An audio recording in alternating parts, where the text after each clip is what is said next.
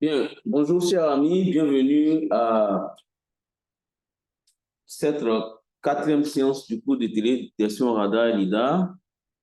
Pour la séance d'aujourd'hui, nous avons décidé de réaliser le TP3 qui consiste à faire l'acquisition des images polarimétriques, mais également des logiciels polarimétriques, tels que Polsar Pro, MapReady et les logiciels additionnels. D'accord?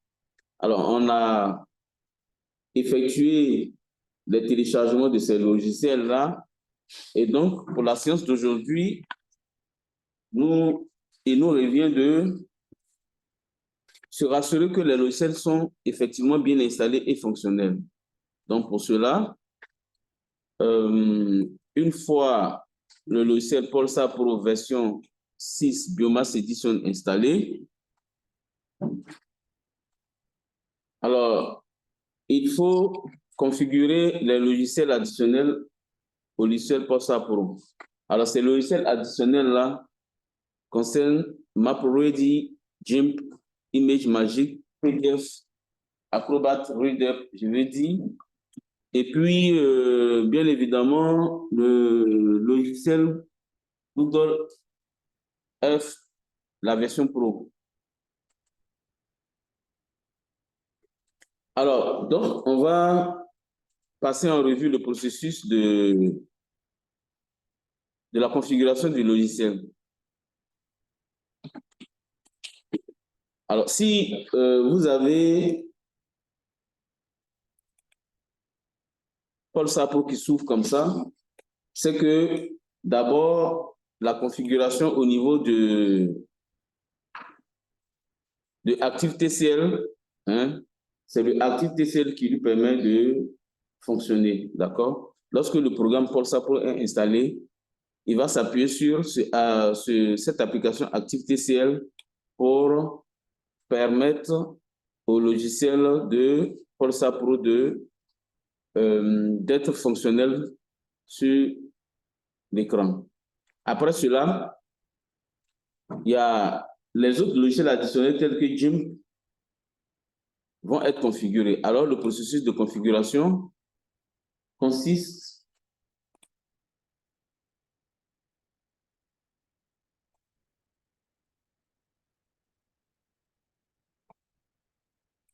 le processus de configuration consiste à cliquer ici dans configuration.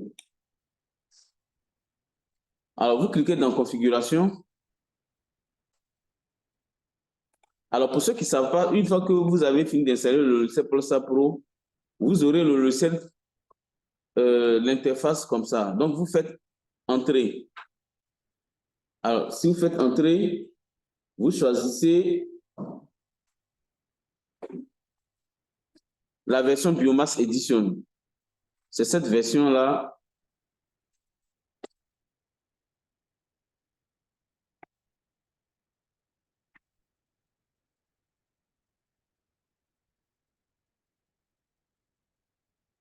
Alors, vous choisissez la version Biomass Edition qui est à gauche ici. Alors, c'est cette version Biomass Edition-là qui s'affiche sur cette bande verte-là. D'accord? Tout le monde suit? Alors maintenant, cette version Biomass Edition-là va nous permettre de traiter les images polarimétriques, les images Polsar à l'os. D'accord? Il existe d'autres logiciels dédiés à d'autres données satellitaires et même des données aériennes également. Donc, nous, c'est cette version, la Biomass Edition, qu'on va utiliser. Alors, cette version Biomass Edition va être configurée. Donc, la configuration consiste à cliquer ici, dans Configuration, et d'aller... Première configuration, c'est le logiciel Snap. Snap est déjà installé. Et donc, vous cliquez sur le lien. Alors, il vous dit ici que le logiciel Snap, l'application Snap est liée à Polsar Pro. Maintenant, pour ceux qui Pour ceux qui n'ont pas ce lien-là, ce lien entre les deux logiciels, hein, vont aller faire la configuration. D'accord? Et donc, la configuration va consister à...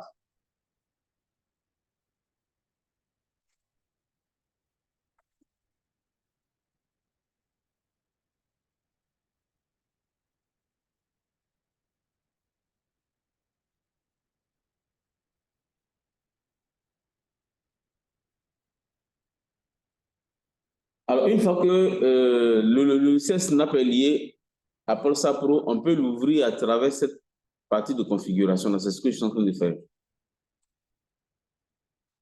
Voilà, vous voyez que Snap est effectivement lié à Polsa Pro. D'accord? Et donc, vous faites l'exercice ici, vous prenez Jim,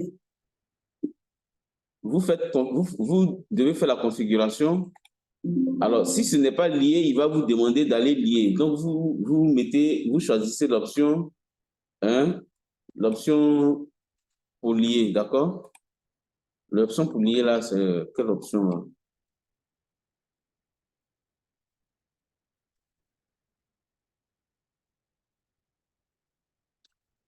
Donc, vous cliquez OK pour lier. Alors, pour lier, vous devez partir, choisir le, le chemin, de l'installation du logiciel GIMP. Hein, vous choisissez le chemin et vous sélectionnez l'application GIMP. En ce moment-là, vous validez et GIMP sera lié. Vous faites la même chose pour Google Earth, d'accord? Vous faites la même chose pour ImageMagick. Vous faites la même chose pour Acrobat Reader également. Donc, je pense que une fois cela achevé, alors on pourra commencer le TP proprement dit. Donc, je vous attends. J'attends que chacun puisse finir la configuration. Hein, on attend que tout le monde ait son ordinateur configuré.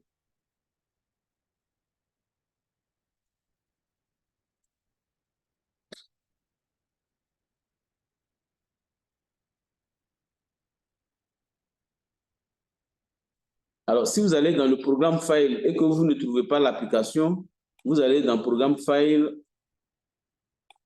x86. D'accord?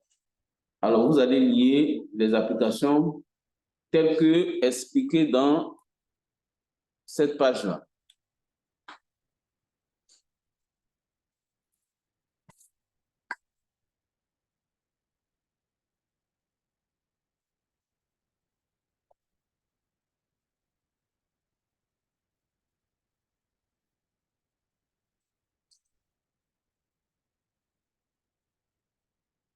Voilà. Donc, faites-moi signe en ligne si tout le monde a pu configurer le logiciel Posa Pro.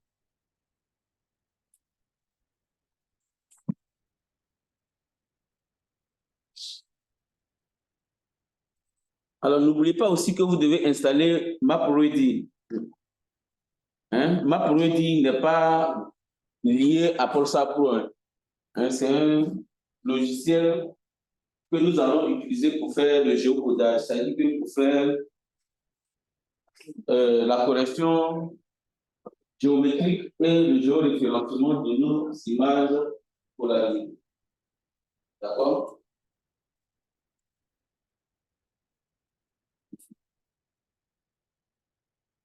Et après, okay.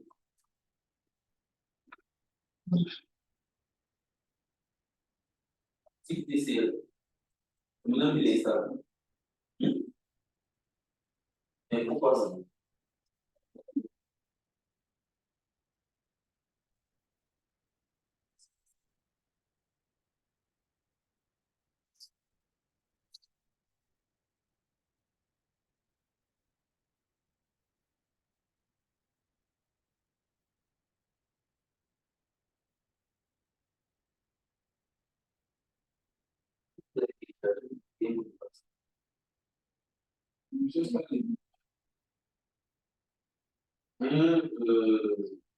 Faut s'enregistrer là. On a commencé cette étape, c'est que vous avez fait a déjà téléchargé les images. Moi, je crois que le vous avez publié.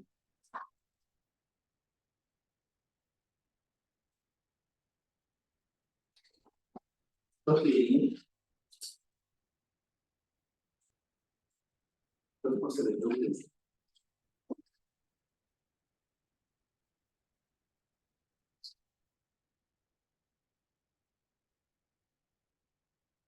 dernier.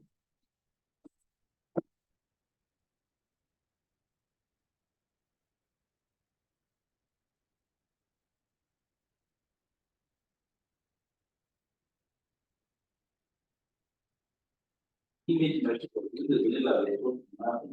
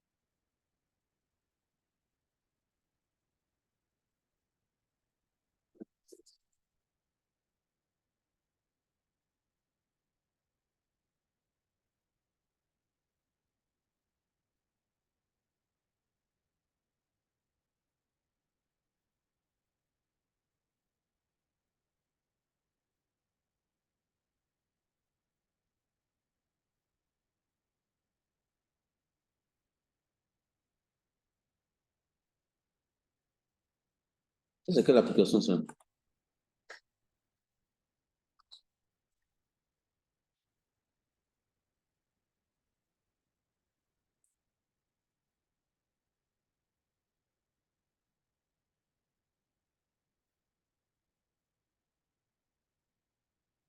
Alors, faites-moi signe. La configuration Google Earth, configuration GIMP. Vous voyez les lignes, les chemins. La configuration Image Magic, configuration Snap. Voilà. Avant ça, il y a Google Earth. Voilà. Et puis, Acrobat Reader.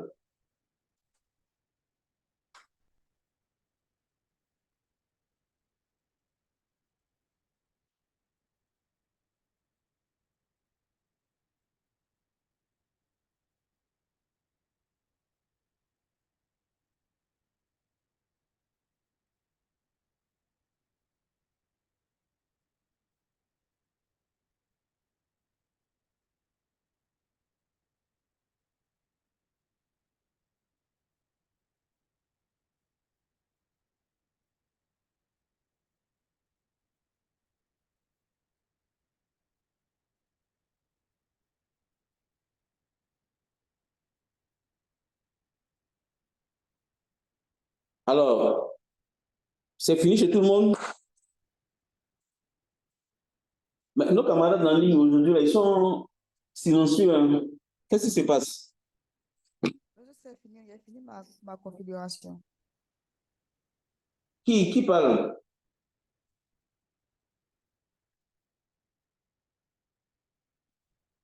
Moi, des délégués. C'est toi le délégué.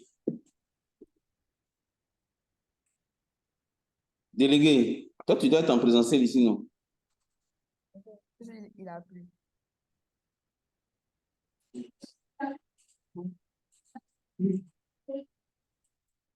Bien. Après la configuration, hein, on est rassuré que le TP3 est terminé. Et maintenant, on va passer au TP4. Donc, comme vous ne voulez pas signaler que vous avez fini,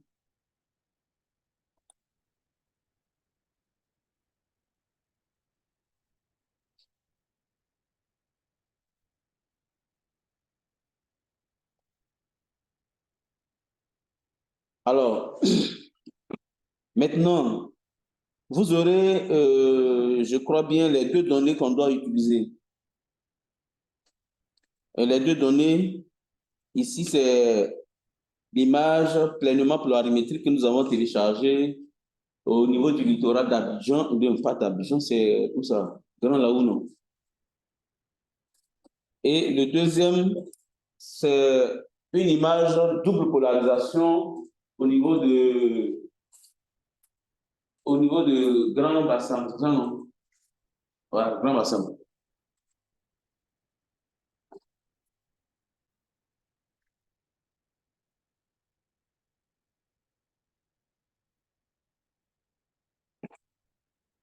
Alors, le TP4 maintenant, le TP4, on va commencer aujourd'hui. Et puis, si on n'a pas terminé, on va achever ça.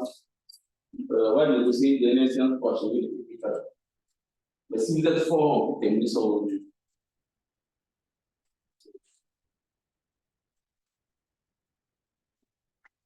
Alors, c'est un TP qui est très intéressant et très passionnant, hein, qui va vous permettre d'être outillé, hein, d'avoir une connaissance approfondie en traitement des données polarisées.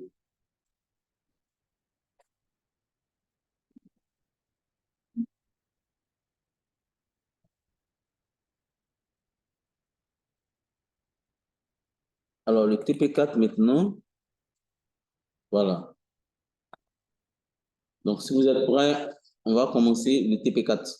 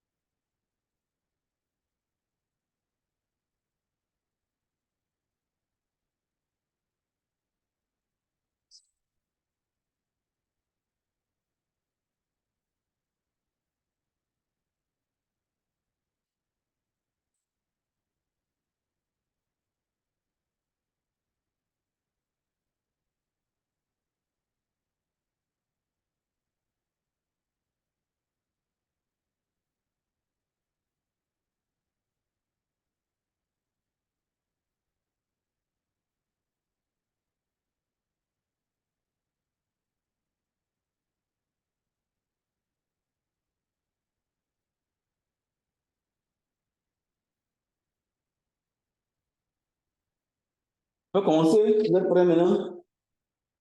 Vous n'êtes pas prêts?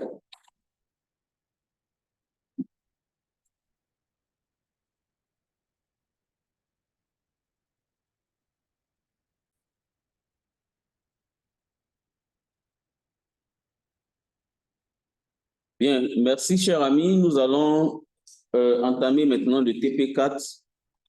Le TP4 qui consiste à effectuer le traitement des données polarimétriques. Alors, pour ce traitement polarimétrique, tout le monde suit. J'espère que l'écran est partagé, hein. Alors, nous allons utiliser le logiciel Polsa Pro version de Mass Edition qui est cette version-là. On a pris soin ensemble de faire la configuration de ce logiciel.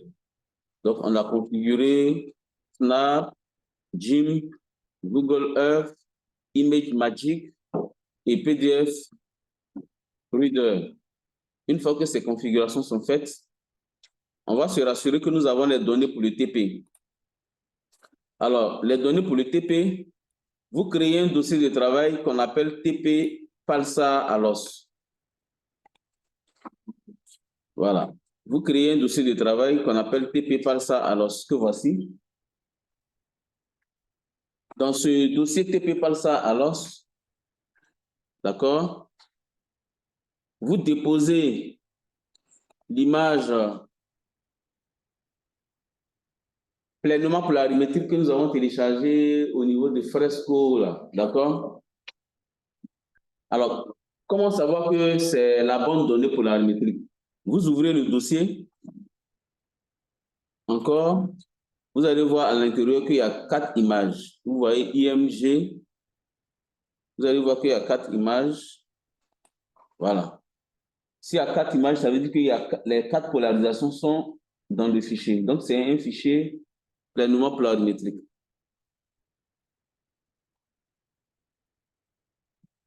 Alors, qu'est-ce que je veux faire?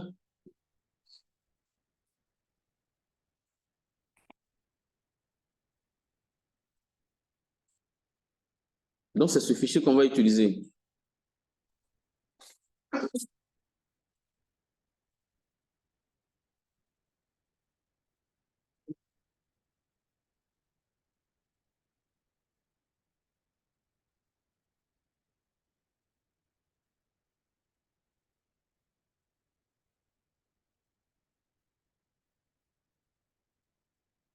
Alors, la première étape, c'est que nous allons présenter l'outil Polsa Pro. Ensuite, on va sélectionner les données d'entrée. D'accord? On va sélectionner les données d'entrée. Donc, on va vous montrer comment sélectionner les données d'entrée. Il y a le répertoire principal et il y a l'importation des données. Ensuite, une fois que les données sont entrées, nous allons venir calculer la géométrie d'acquisition des données radar.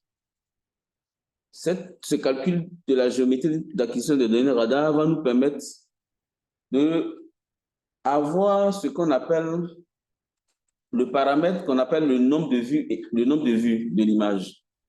L'image est en mode SLC, c'est-à-dire que c'est un seul look. Donc, on va voir l'image fait combien de vues. Donc, si on a 2 looks, 3 looks ou bien 4 looks, alors on va renseigner ce paramètre pour convertir l'image de la géométrie radar qui est cylindre range à une géométrie au sol. En ce moment-là, les pixels seront carrés et l'image va se superposer à la géométrie au sol. D'accord? Si on a franchi cette étape, qui est le multilookage, alors on va maintenant commencer à extraire les données polarimétriques. Bien, donc, c'est ce qu'on va faire aujourd'hui. Alors, le lancement, vous lancez le logiciel, vous choisissez Entrée, vous prenez Biomass Edition, c'est déjà fait, je suppose. Bien, les données d'entrée. Alors, regardez, pour les données d'entrée,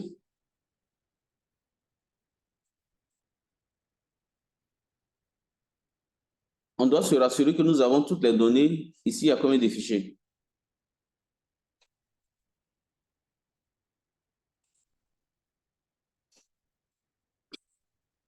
Alors, le travail va consister à sélectionner le fichier principal. On a créé notre dossier de travail. On va sélectionner le répertoire principal de données. Pour cela, on va aller dans l'environnement du logiciel. On va prendre environnement. On va sélectionner la donnée polarimétrique. C'est une donnée, ce n'est pas multi-site, c'est single data. Ensuite, on va aller dans le dossier de travail et on va sélectionner le dossier de travail.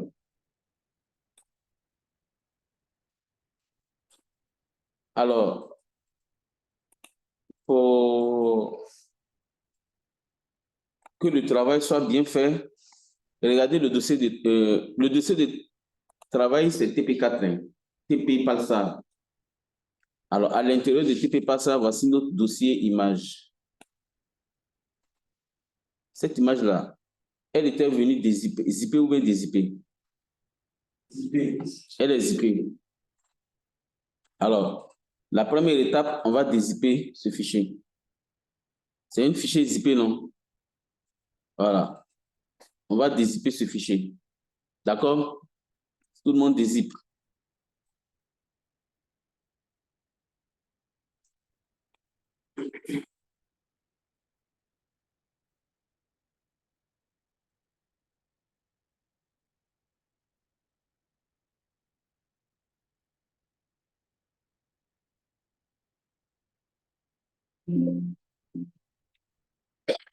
Bien, le fichier dézippé, c'est celui-là. D'accord? Je vais dans le fichier dézippé, je clique, je trouve encore un autre fichier, un autre dossier dedans. Alors, comme ça ne m'arrange pas. D'accord?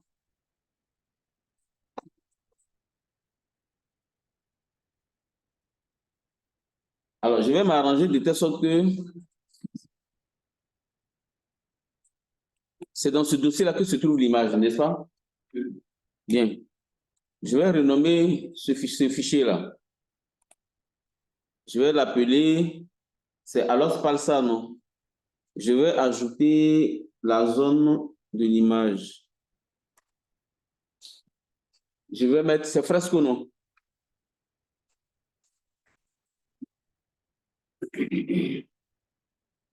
Alors, j'ai mis Fresco.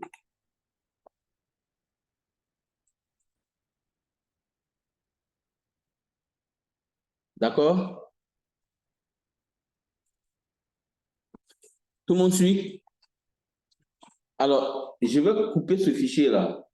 Parce qu'il faudrait que, quand je vais indiquer le dossier, le contenu de dossier le contenu de l'image, il ne faudrait pas que je trouve un dossier encore dans le dossier. D'accord? Donc, c'est pourquoi l'image des IP là, il y a un dossier dedans. J'ai renommé ce dossier. Dès que je rentre, il faudrait que j'aie les données en même temps. Voilà. Donc, comme je l'ai renommé, je vais supprimer le dossier dans le dossier qui est là. Donc, c'est celui-là qui m'intéresse. Puisque j'ai des IP là, le fichier source, il est là, hein, je peux à tout moment l'utiliser. Donc, c'est lui-là, je suis en train de transformer. Alors, le fichier, le dossier à l'intérieur du dossier, je l'ai renommé Fresco. Je vais couper cela. Et puis, je vais venir dans TP là.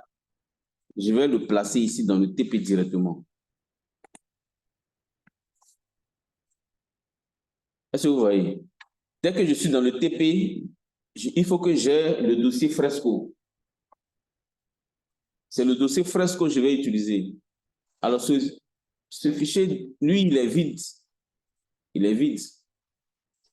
D'accord? Un petit. Donc, lui, je peux le supprimer, il n'y a pas de problème.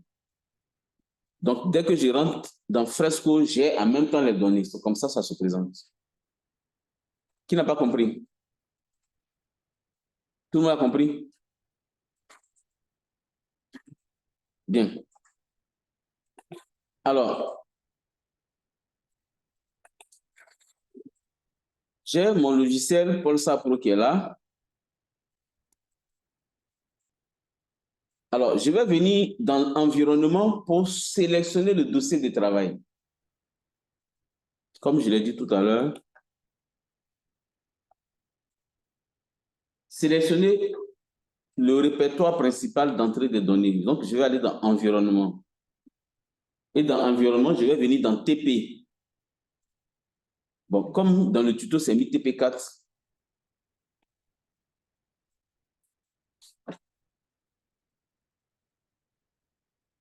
C'est mis TP4.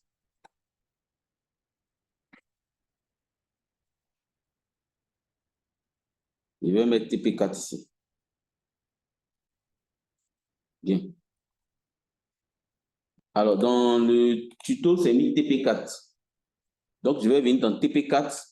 Et dans TP4, je vais sélectionner le dossier où se trouve l'image qui est Fresco. C'est compris?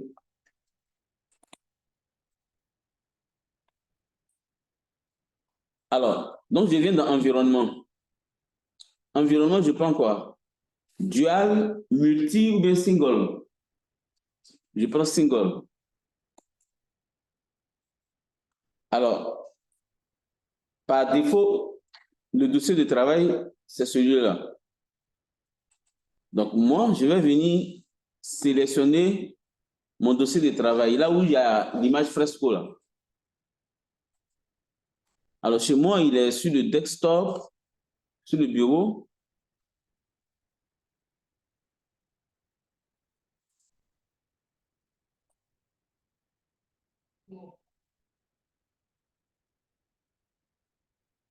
Chez moi, il est sur le bureau. Je cherche TP4.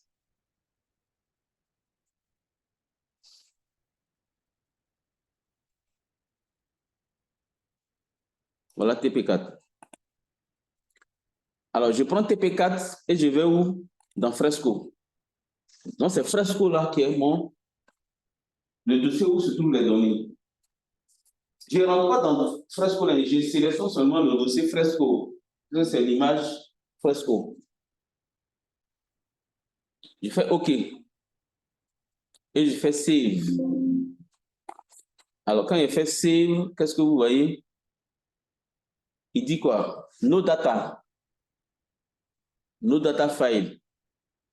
Change the data directory or import data.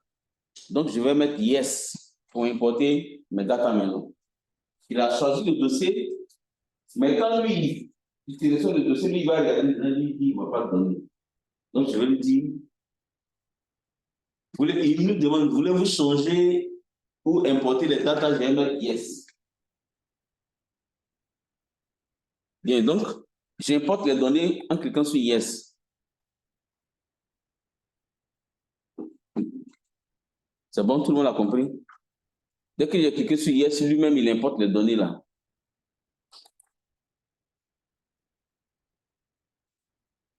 Donc, dès qu'on fait Yes, alors il va importer les données là. Alors, quand il importe les données, qu'est-ce que vous voyez? Vous voyez, à la fin de cette ligne-là, vous voyez le nom du dossier qui contient Fresco, les données là. Donc, quand je viens dans Environnement, qu'est-ce que vous voyez? Vous voyez,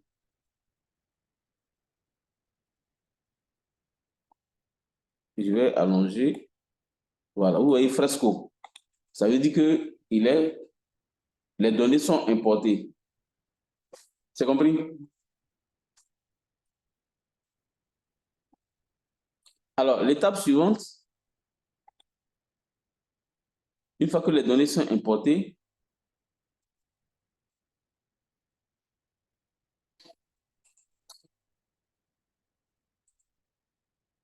une fois que le dossier de travail, pardon, il a sélectionné l'environnement de travail, c'est que le dossier a été sélectionné.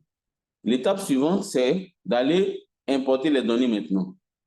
Donc, pour cela, je vais dans Import, Spaceborne, je choisis alors Sparsa, Data Processing, je prends niveau 1.1, quadrique polarisation, et c'est le format GOS. J'ai compris? Alors, c'est le schéma qui est là. Je viens dans Import, Spaceborne, alors Sparsa 1, quadrique polarisation, format GOS. Vous voyez que c'est bien expliqué là. Alors, tout le monde fait la même chose. Alors, je viens maintenant dans Import.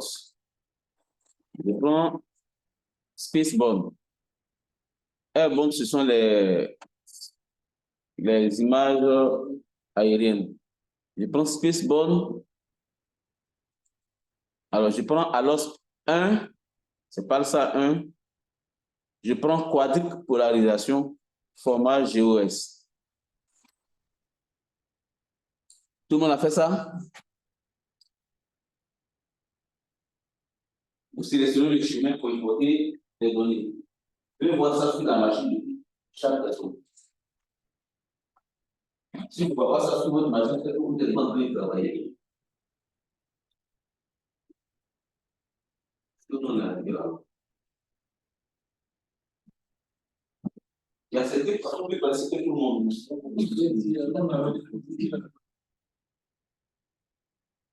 Hein? Vous avez bien compris.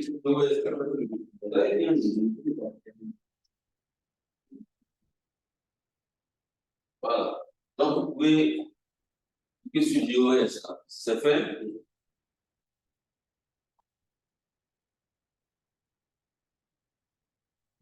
Alors,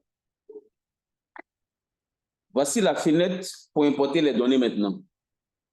Alors, vous devez vous toujours vous rassurer que le dossier de sortie là, c'est effectivement notre dossier.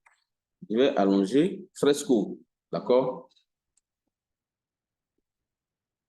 Alors, le dossier d'importation, c'est Fresco. Le dossier de sortie aussi sera Fresco. Alors, donc, qu'est-ce que le logiciel nous demande? De sélectionner le fichier image. Alors, c'est le fichier LED. D'accord? Donc, vous déroulez le dossier pour choisir le fichier LED. Le fichier qui commence par LED. Voilà, LED. D'accord? On choisit le fichier LED. On met Open. Dès que vous mettez Open dans le fichier LED, je vais élargir encore. Voilà. Vous faites Check File. Alors, quand vous faites Check File, automatiquement, il va identifier le nom de l'image, la polarisation, le niveau, single loop, et il vous dit que c'est une image en orbite ascendante.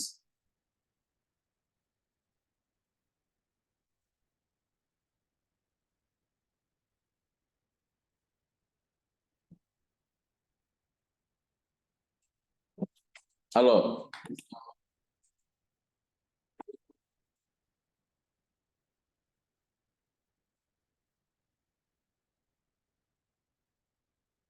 je vais regarder pourquoi il me dit cela. Alors, après cela, qu'est-ce qu'on fait? Vous cliquez sur Google Maps. C'est ça, non? Ah, Google F. Merci. Alors, on clique sur Google F. Apparemment, ça ne marche pas. Hein. Ça devait marcher.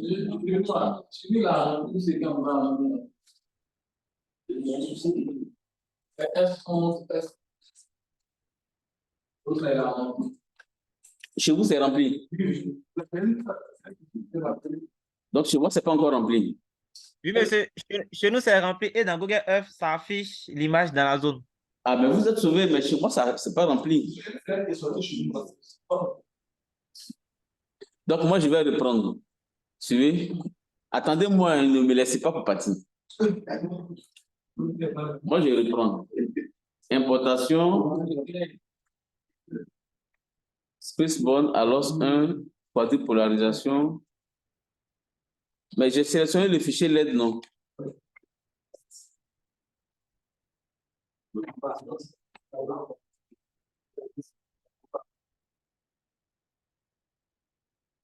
Voilà, et j'ai fait check. En principe, si j'ai fait check, tout ça là va sortir. Ok.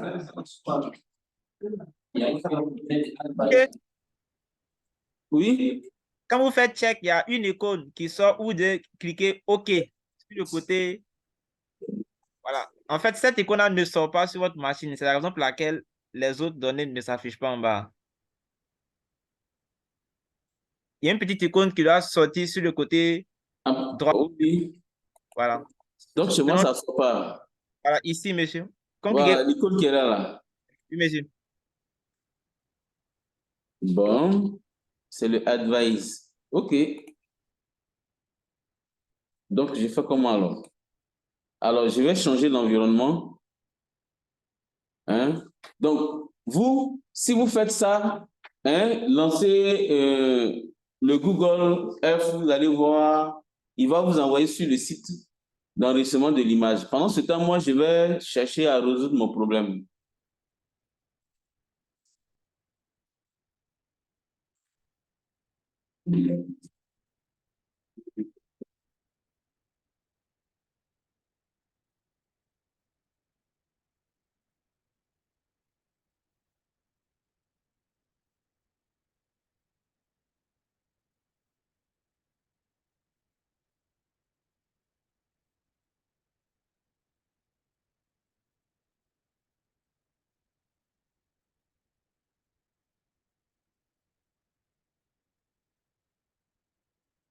projet semble.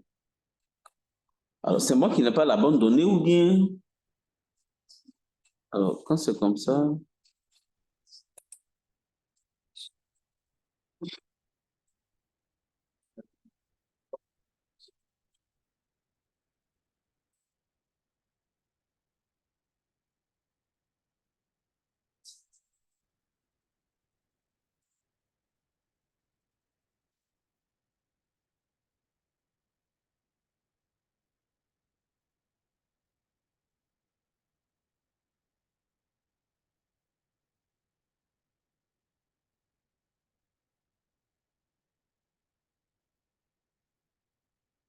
Oui?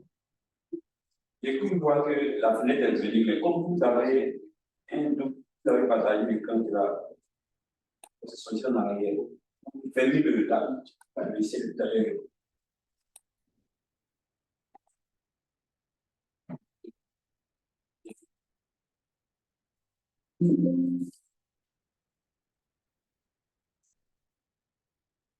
C'est parce que j'ai partagé l'écran, quoi. J'ai entendu quand vous avez cliqué, la fenêtre est sortie. Bien, je reprends. C'est pas bien grave.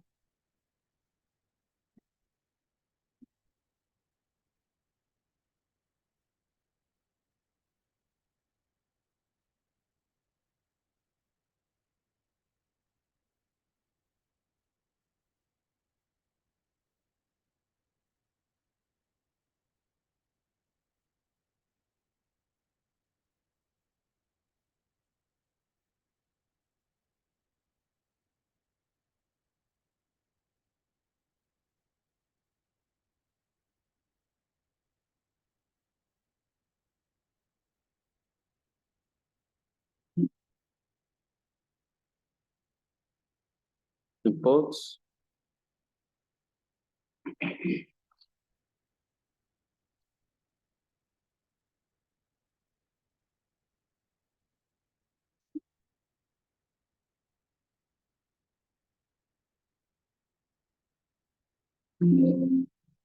Ah, c'est sorti maintenant.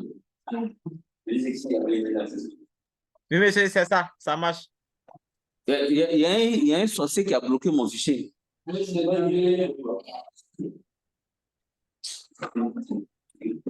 Voilà. Donc, à ce niveau, le logiciel vient lire maintenant les bandes, les 4 polarisations là.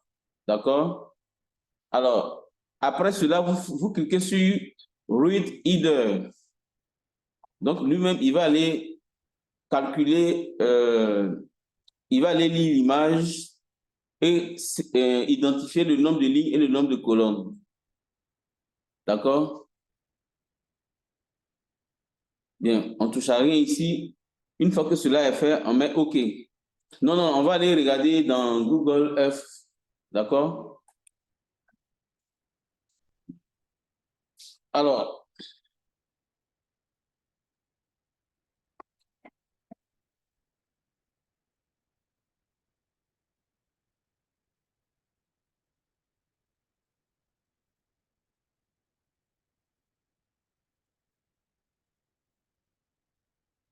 bien, donc il vient nous montrer hein, les coordonnées géographiques de la zone.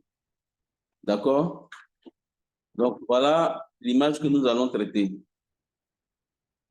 Donc, on essaie de voir un peu dans cette zone-là de Fresco. La couverture.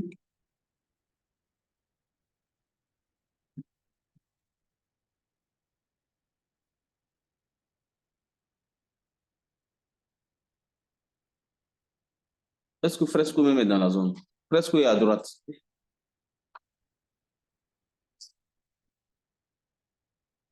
OK. Alors, après cette étape,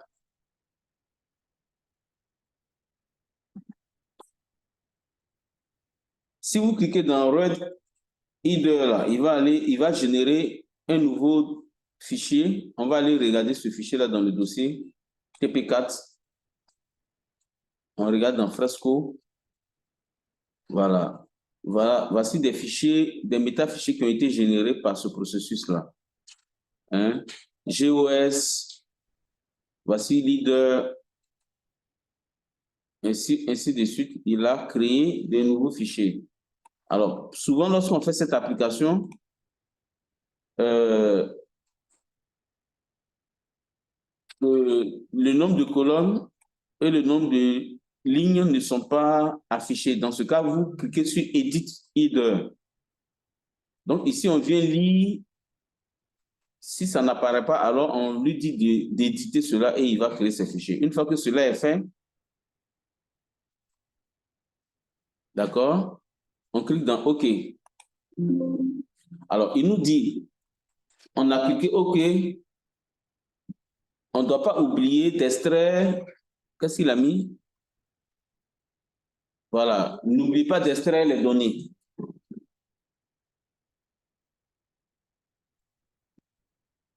Avant de lancer n'importe quel processus. D'accord, on lui dit, on a compris.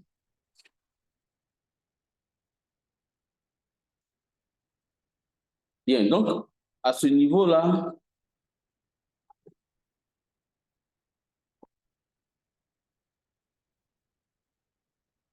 nous avons notre 4 composants de la matrice de rétrodiffusion.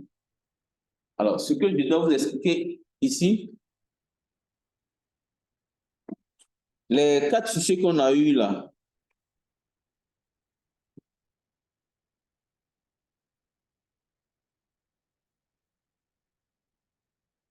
bien, ces 4 fichiers-là, comment on les appelle? S11, S12, S22, 21 et S24.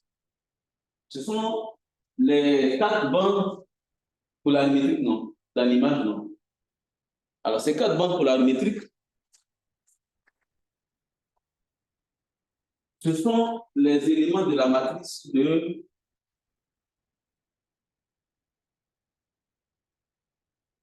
diffusion. Ce sont les éléments de la matrice de diffusion. D'accord? Donc, on vous présente ici les éléments de la matrice de diffusion. L'image pleinement polarimétrique qu'on a téléchargée là, c'est une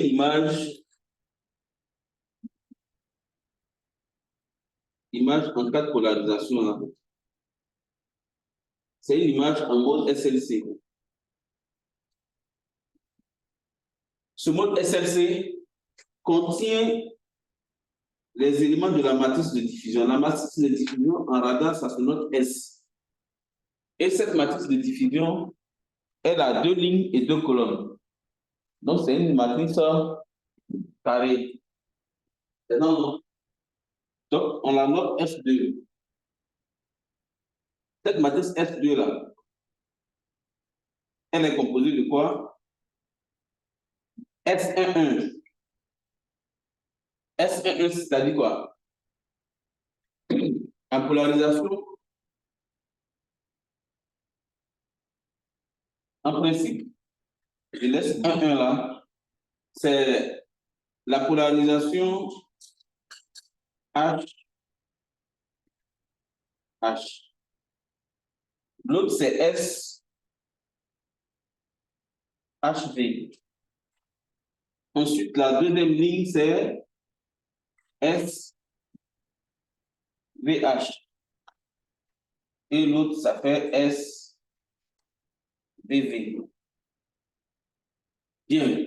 Donc, le logiciel Polsa Pro, dans le calcul matriciel, au lieu d'utiliser les HH,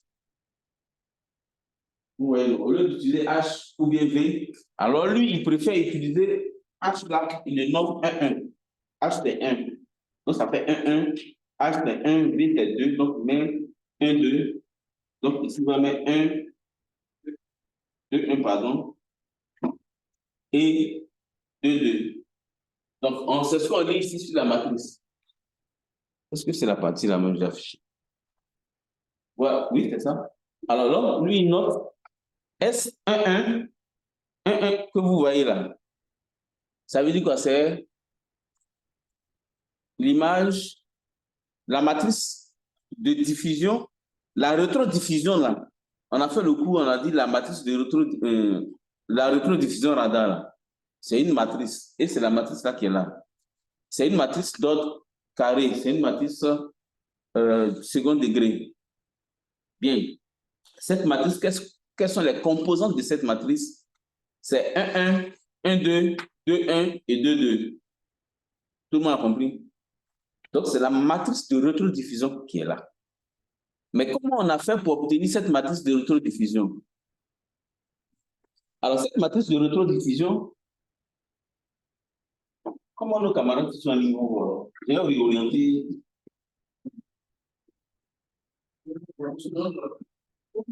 Hey.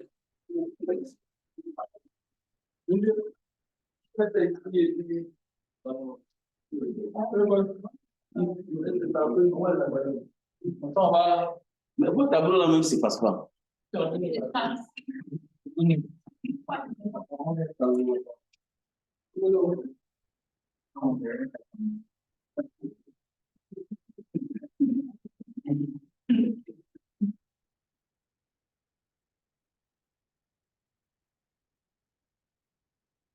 Ah, ils ont utilisé un marqueur permanent, c'est ça?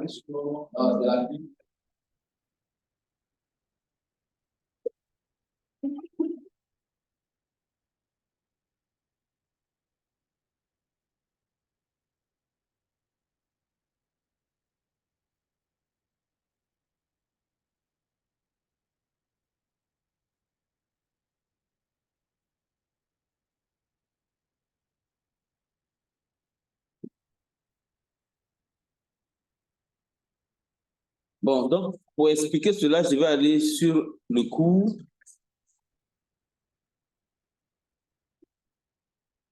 Je vais aller sur le cours.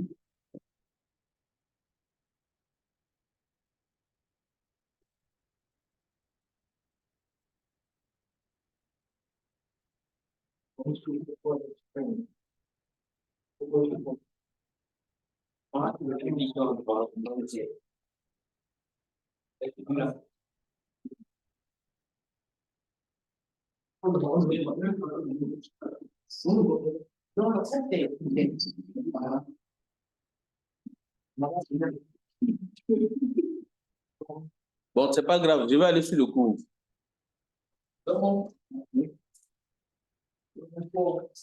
C'est bon, je vais aller sur le cours, c'est bon. Hein, c'est bon.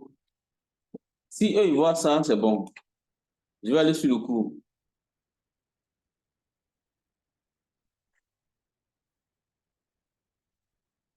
Alors, ce cours-là, je vais vous le faire, mais je voulais d'abord... C'est bon, laissez, c'est bon, c'est bon. Je vais expliquer ça dans le cours. Alors, je voulais que vous voyez déjà la matrice de rétrodiffusion dans le logiciel Polsa Pro, savoir comment elle est constituée avant de vous parler de cette matrice de rétrodiffusion. Alors, cette matrice de rétrodiffusion, là, voilà. Tout le monde voit ça. Vos camarades sont voient. Alors, suivez le curseur. La matrice de rétrodiffusion, là, voilà. Elle se note S. Alors, cette matrice de rétrodiffusion, là, elle se note S, S, H, H, HV, VH et VV. Alors, c'est quoi cette matrice de rétrodiffusion? Lorsque l'impulsion radar incidente quitte l'antenne radar et puis vient sur un objet,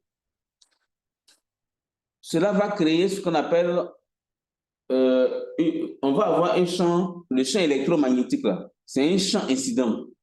Donc le champ incident, on va prendre le champ électrique incident. Donc nous on veut le champ électrique incident là, le voilà, voilà son équation qui est là. Ce qui est à droite là, il n'y a pas quelque chose qu'on peut pas dessiner ici. Le crayon. Pour dessiner un cadre carré là. Non.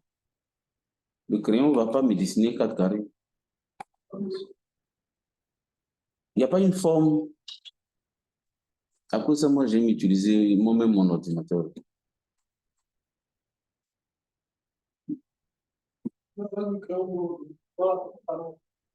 Encadrement, voilà. Alors, voilà le champ incident. Aïe.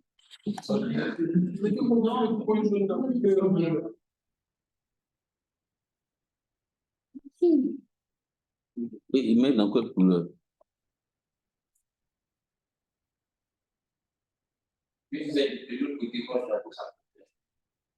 Ici.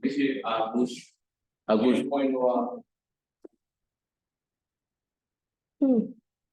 Merci Seigneur. Alors, voici le champ incident. Tout le monde voit le champ incident? Alors, le champ incident, l'impulsion radar qui quitte l'antenne radar pour venir sur la cible, l'objet là, c'est un champ incident.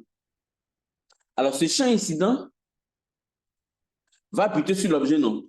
L'objet va faire quoi? L'objet va rétrodiffuser ce champ incident là vers l'antenne radar. Alors, la valeur rétrodiffusée là, c'est ça qui est la matrice de rétrodiffusion que vous avez là. D'accord? Voici le champ, la rétrodiffusion radar maintenant. Maintenant, l'antenne radar qui est sur le satellite là-bas va faire quoi? Va recevoir la rétrodiffusion radar, c'est pas ça? Et donc, ce que l'antenne reçoit là-bas, c'est la rétrodiffusion radar là qui est là, et c'est ça qu'on appelle la matrice de rétrodiffusion. Et cette matrice de rétrodiffusion, c'est notre grand S. Donc, cette rétrodiffusion là, c'est une matrice d'ordre carré, 2 lignes, 2 colonnes. Elle est composée de quoi?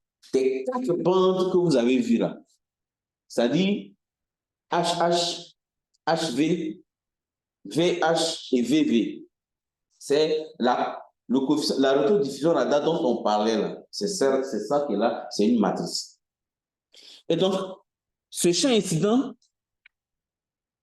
qui est venu sur l'objet va se multiplier à la rétrodiffusion radar pour produire un champ, la puissance rétrodiffusée qui est l'énergie rétrodiffusée qui est cette énergie-là qui est là.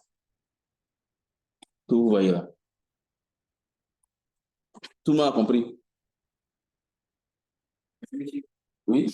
Par rapport au HHVHVV, dans la communication, le VV mieux que le VH. Oh, il faut laisser ça. On dit qu'il y a 4 composants. Il faut prendre les 4 composants là d'abord. Maintenant, pendant les traitements, en fonction de l'objet, de ce que tu veux, tu vas aller chercher quelle est la bande, la valeur qui t'intéresse. Oui. On dit, actuellement, on est en train de décrire la rétrodiffusion radar.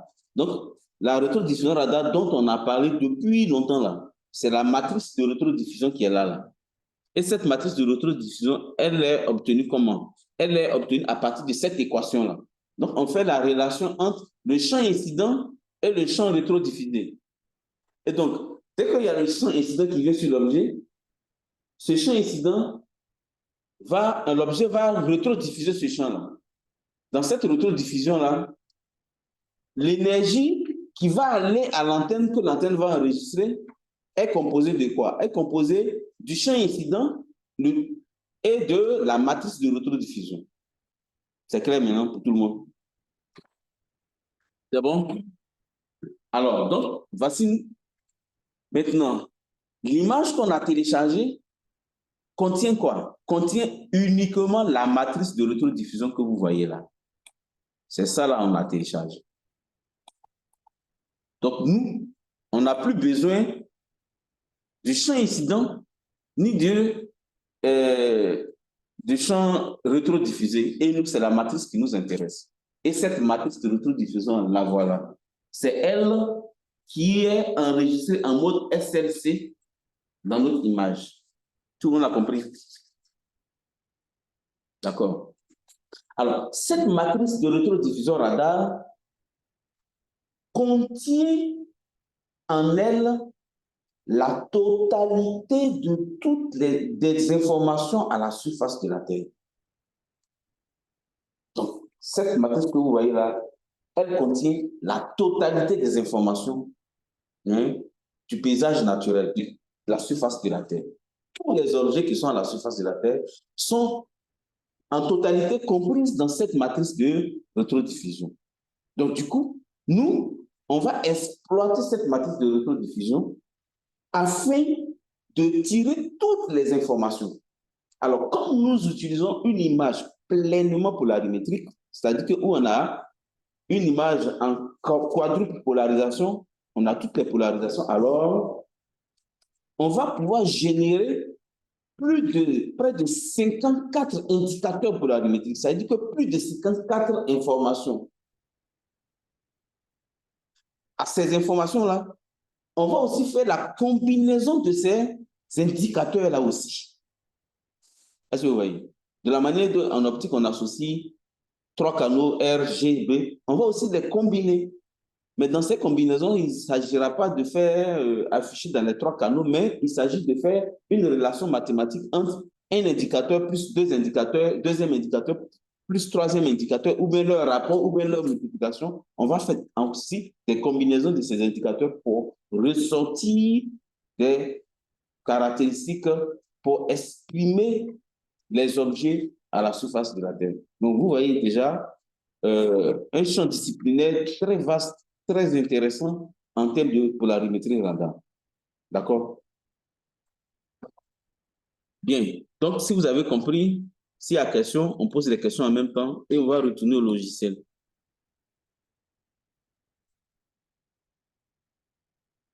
C'est bon?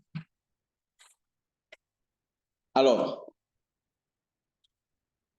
maintenant que nous avons notre matrice de rétrodiffusion, qu'est-ce que nous, on va faire? On va maintenant transformer cette matrice de rétrodiffusion-là. On va transformer cette matrice de rétrodiffusion-là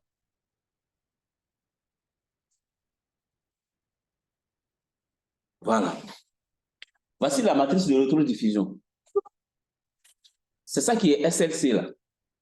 Dès qu'on va ouvrir cette matrice de rétrodiffusion, on aura notre image radar qui sera cette longue bande-là, qui est là.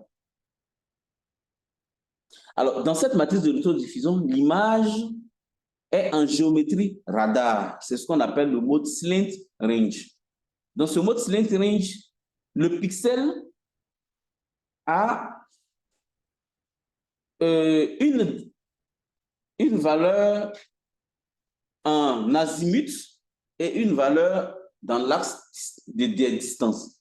Alors, dans l'axe des distances, le pixel, par exemple, a une valeur qu'on appelle RD qui fait 9,368 mètres. Ça dépend de chaque scène. Quand nous, on va ouvrir nous-mêmes notre propre image, on va aller chercher la valeur RD.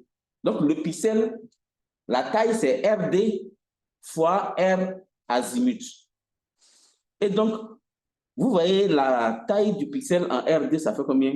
Environ 9 mètres. Et la taille en azimut fait combien? 3.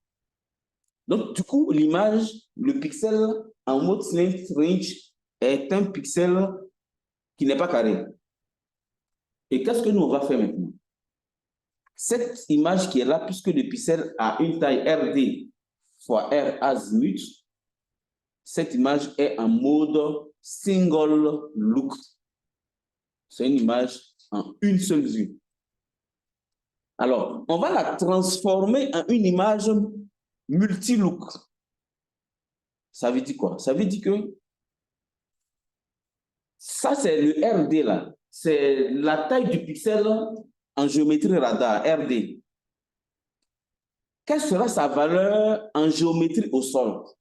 On va consulter le fichier qu'on a généré là, les fichiers qu'on a fait IDE qu'on a généré là. Quand on va consulter, on va voir la taille du pixel au sol. Par exemple, dans cet exercice, la taille du pixel au sol, c'est combien? 23. Donc, on va chercher dans les métafichiers qu'on a générés tout à l'heure là, le RD au sol vaut combien? On va voir qu'environ c'est 23. Vous avez compris? Alors, on a RD en géométrie radar qui fait 9 et RD au sol qui fait 23. Donc, du coup, nous-mêmes, on va dimensionner le R azimut là aussi, sa valeur au sol, c'est comme mien. Le satellite, le logiciel ne nous donnera pas ça. C'est nous-mêmes, on va calculer maintenant. Comme on a RD au sol qui fait 23, quel sera R azimut au sol? Donc, ce R azimut au sol là, ça sera quoi? Regardez ici le R azimut en géométrie radar, c'est 3, non? Puisque nous, on a notre RD au sol qui fait 23 là. Il faudrait que notre R azimut au sol aussi soit combien? Il faudrait que ce soit 23 pour qu'on ait un pixel carré. Donc, notre RD au sol est 23. Notre R azimut au sol aussi doit être 23. Donc, pour cela, qu'est-ce qu'on va faire? On va prendre notre RD au sol là. On va le diviser par R azimut là. Et on va voir combien de R azimut nous allons compiler pour avoir RD au sol, de sorte qu'on ait un pixel carré. C'est ça qu'on appelle le multi-lookage. Donc, du coup, nous allons prendre RD au sol divisé par R azimut.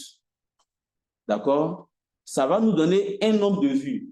Ce nombre de vues, grand N là, ça fait combien ici? Par exemple, dans ce exercice, ça fait 6,45. Donc, à partir du moment où on a 6,45, le nombre de pixels, il n'y a pas demi-pixel, il n'y a pas moitié-pixel. Donc, on va associer combien de pixels?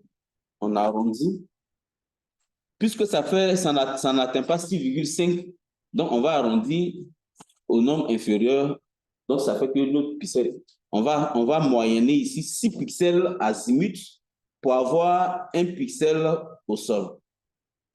Du coup, notre paramètre de multi-lookage, ça sera n égale à 6. Tout le monde a compris? Tout le monde a compris le multi-lookage? C'est ça le multi-lookage. Donc, dès que nous allons entrer ce paramètre de multi-lookage dans notre logiciel, alors notre image qui est en mode SLC va basculer en mode PRI.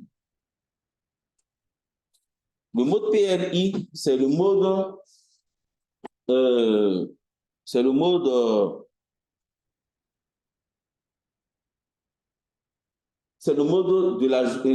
de l'image qui sera superposable au sol, qu'on appelle le mode l'image en mode ground range.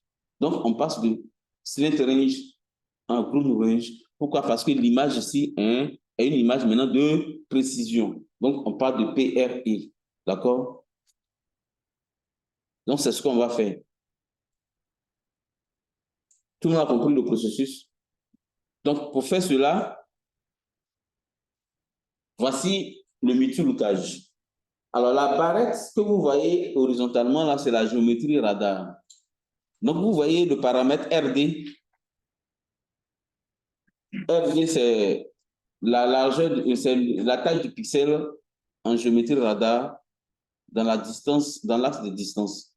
Et on projette cela au sol. On aura notre RD au sol. D'accord? Donc, quand on projette au sol, vous voyez, il y a un angle d'incidence ici. Quand le signal vient, il y a un angle d'incidence θ. D'accord?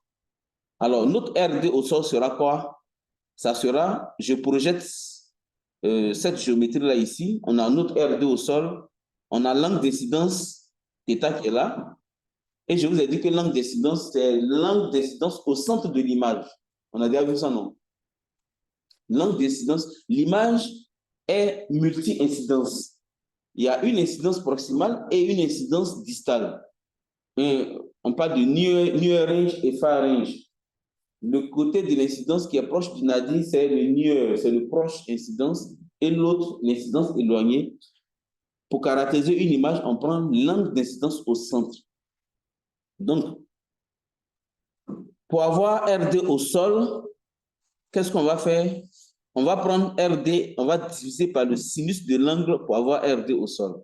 Donc, c'est ce calcul-là, on fait pour avoir notre RD au sol.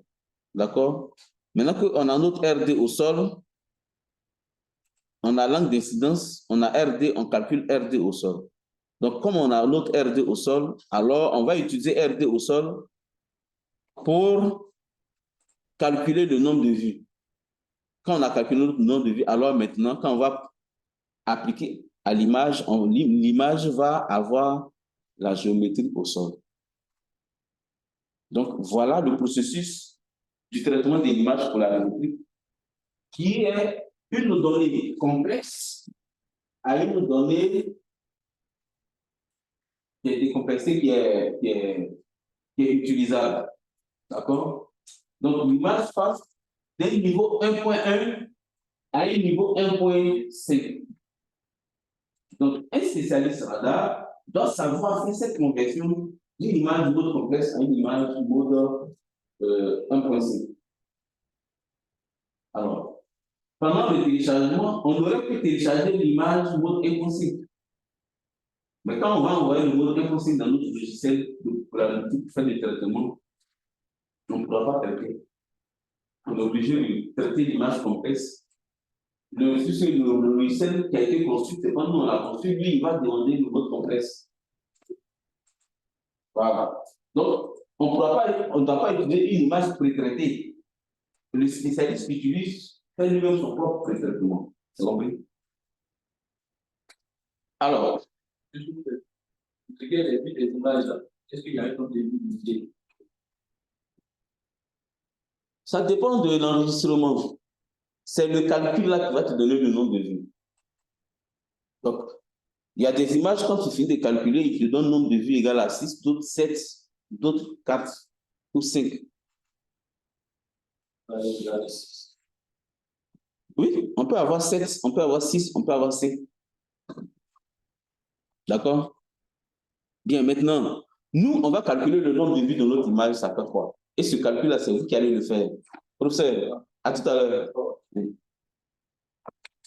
C'est compris? Alors, comment calculer? Oui.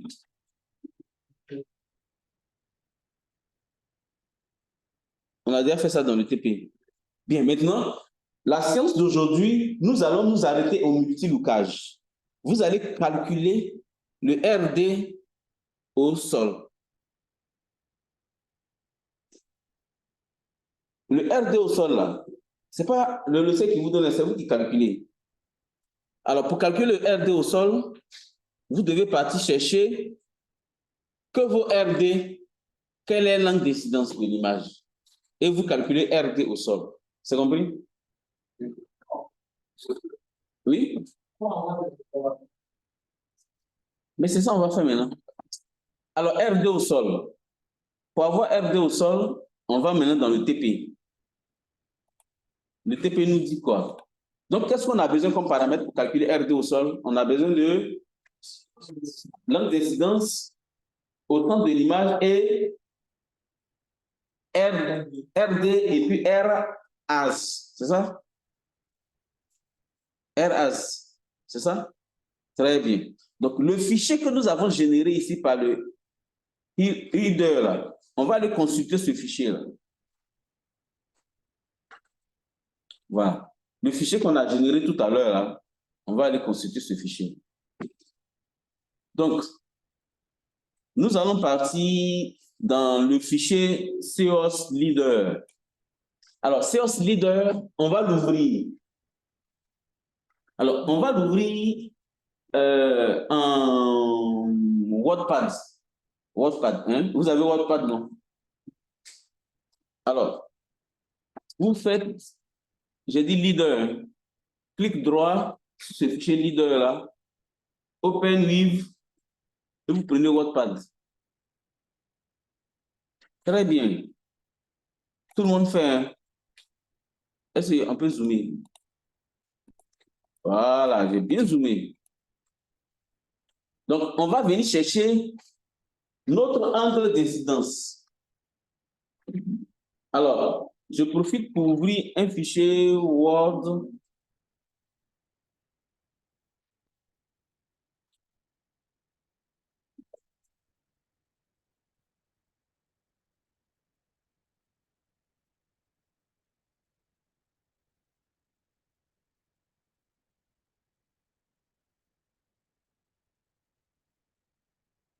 Alors, j'ai profité pour ouvrir un fichier Word.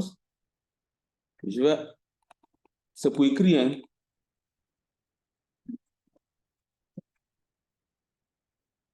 Alors, qu'est-ce que je cherche? Je cherche angle d'incidence et R azimut. C'est ça, non? Bien. Pour trouver angle d'incidence et angle azimut,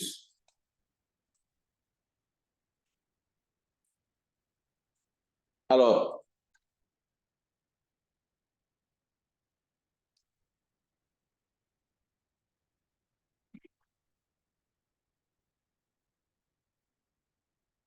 une fois que j'ai ouvert sur WordPad, je vais taper line spacing.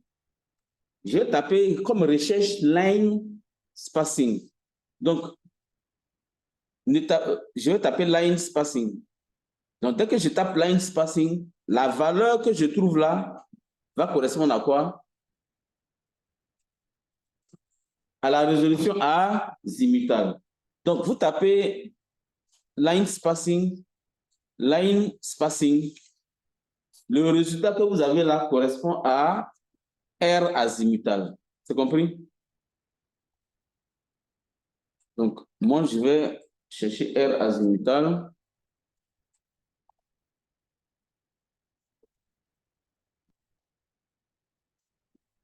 Voilà, R azimutal égale. Donc, ça fera line spacing. Vous avez trouvé? Donc, vous venez dans recherche ou recherche même.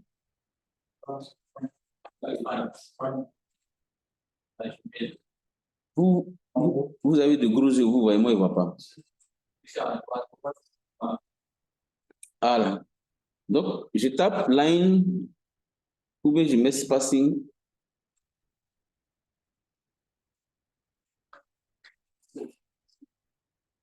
Fins, Beach.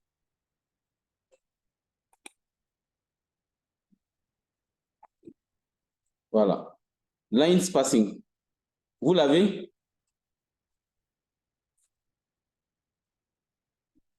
Voilà. Line spacing, c'est mon R as. C'est compris? Copier.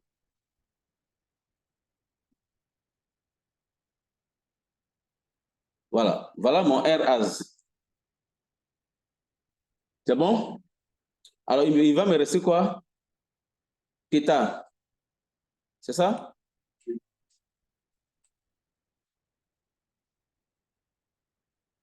L'angle theta. Theta égale. Theta, il est en degré. Hein.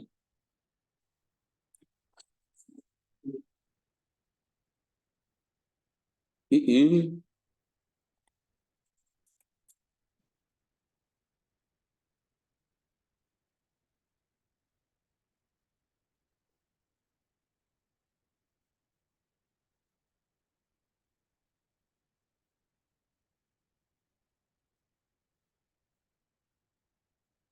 c'est quoi ça là? OK. Alors, theta, c'est... Pour trouver theta, qu'est-ce qu'on tape? On tape incidence angle at image center. Donc ici, tapez seulement angle. Vous tapez angle, vous allez avoir ça. Oui, incidence angle. Vous avez vu? Oui. Et avant, on a mis dans c'est comme ici. Ah, pixel spacing là. Oui. Oui, mais il a raison, votre camarade. Vous voyez pixel spacing? Pixel spacing, c'est quoi? C'est le RD. D'accord? Bon. Pixel spacing, c'est le RD.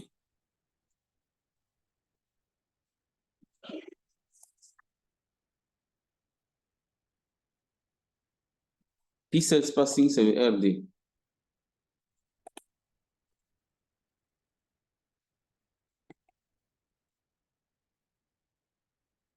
Alors, RD égale, c'est le pixel spacing.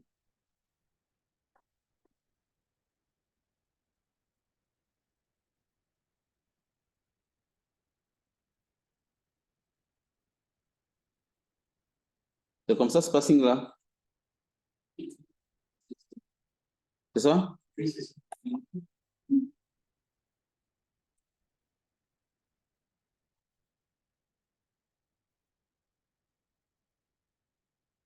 Alors, line spacing, c'est le RA, pixel spacing, c'est le RD. Et puis, angle d'incidence. Donc, vous tapez incidence angle.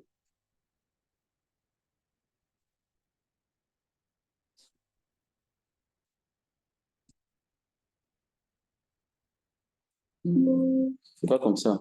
Bon, il a tapé angle.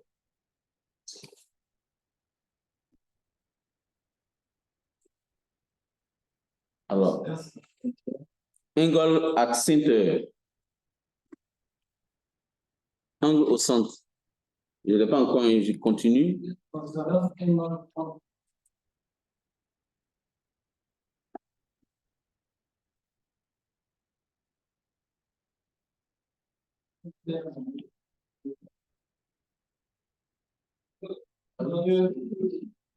Incidence angle at image center. Voilà. Voilà ça. C'est compris? Incidence angle at image center. OK?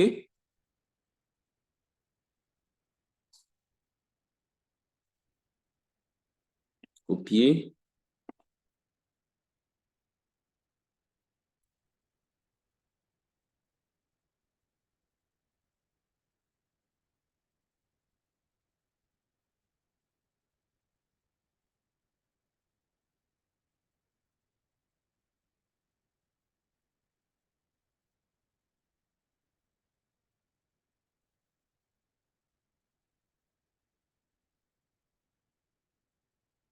Alors, c'est ça notre θ.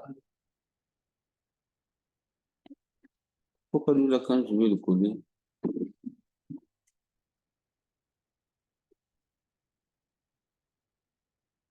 Bon.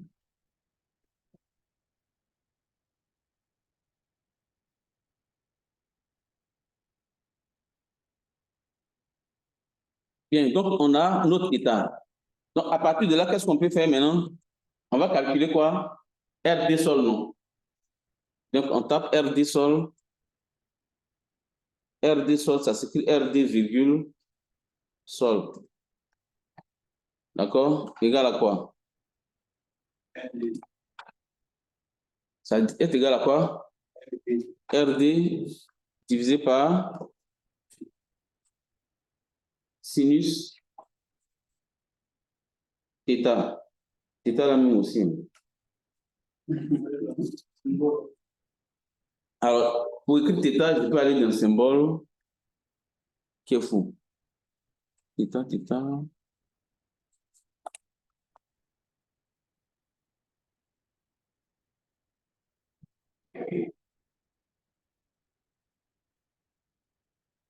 Aïe.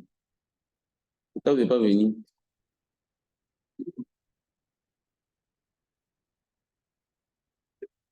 Il est là? Vous le voyez?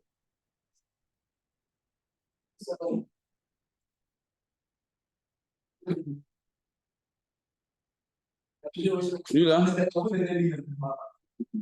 Lui là? Et lui a fait θ.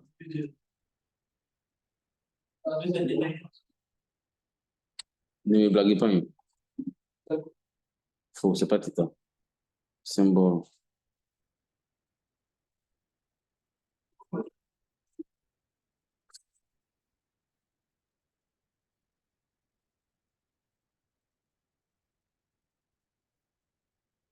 Voilà θ. Voilà ça.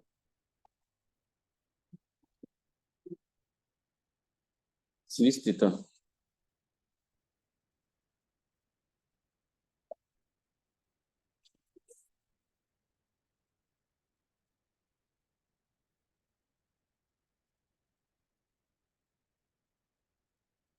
Alors, application numérique.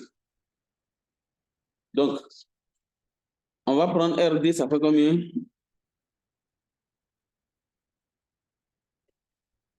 Vous prenez tout. Prenez tout. Divisé par sinus de... C'est en degrés, hein.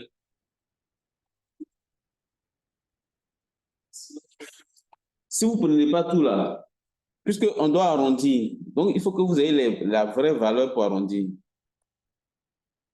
Mais pourquoi lui, il n'affiche pas la règle?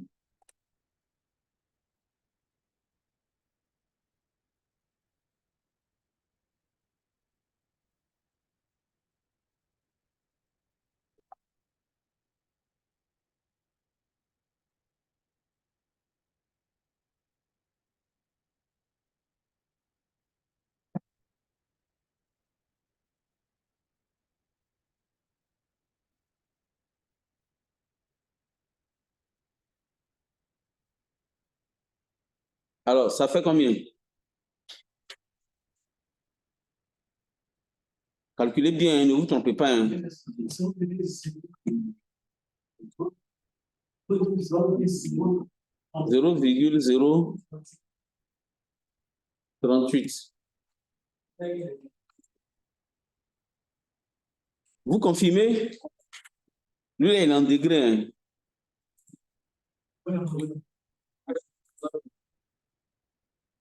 Donc, 23,014. Lui, il est en degré. Hein. Calculez bien.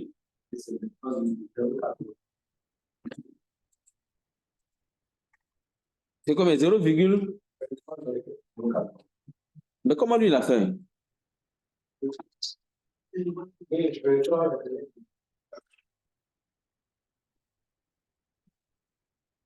Vous n'avez pas trouvé?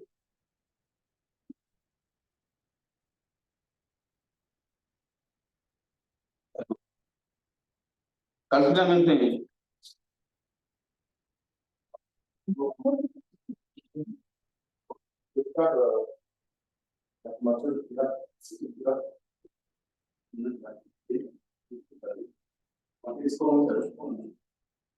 Alors aujourd'hui, il n'y a pas de souci. Donc, la mission va faire. On sécurise les clients. On va se faire le voir. Il s'agit de la micro-virée. Et on suit. Avec tout là, ça passe pas.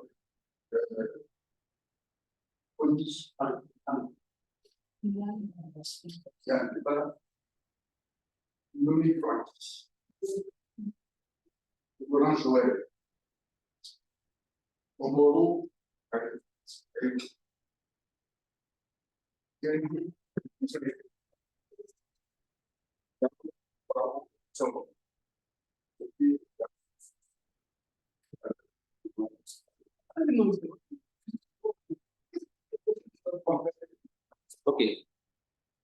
Bien, moi-même, j'ai calculé, voilà ce que j'ai trouvé. Mais qui me donne 0, là? Qui a dit 0,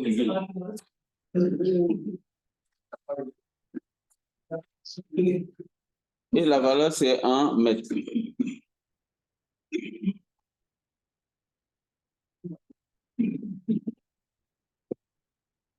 Alors, on a RD au sol qui fait 20.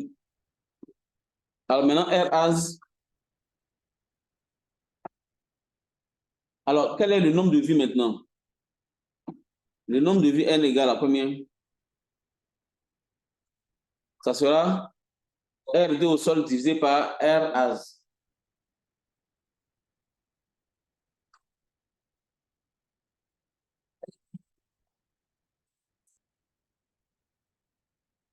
Donc, application numérique.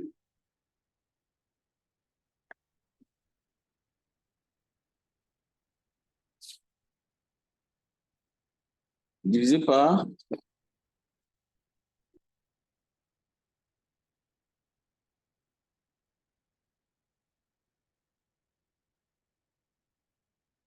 on prend toutes les valeurs.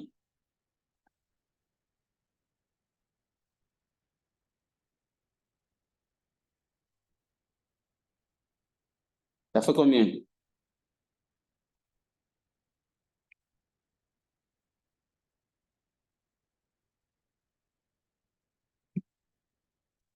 Vous n'avez pas trouvé?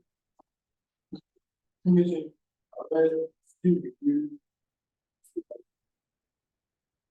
ne vous fais pas confiance. 3,54.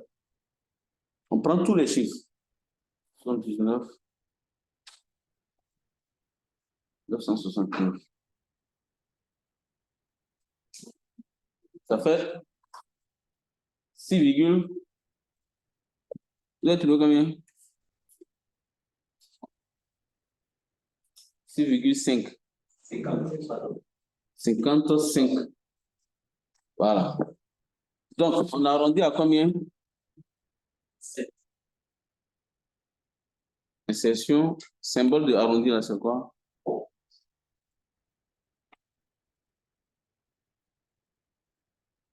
Arrondi. C'est ça, là, non? Oui.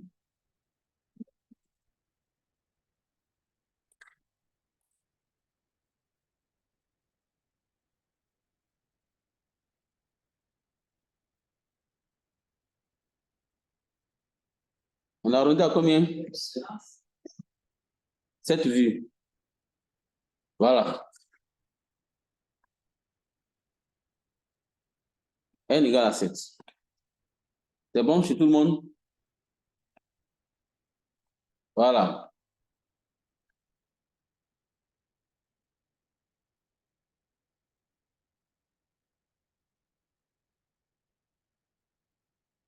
Nombre de looks, ça fait 7 looks. Il est écrit en anglais. Bien. Ce calcul-là, oui. Toi-même, il faut calculer pour toi. Moi, il calcule pour moi. Toi, calcule pour toi. Comment tu ne comprends pas? On a fait ensemble, non bien?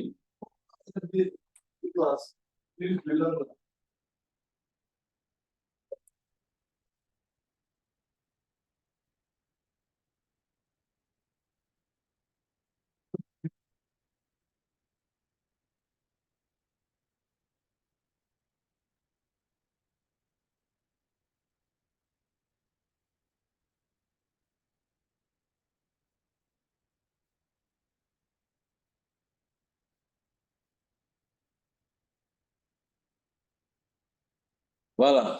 Qu'est-ce qu'il n'a pas compris? Il a compris maintenant. C'est un baoulé.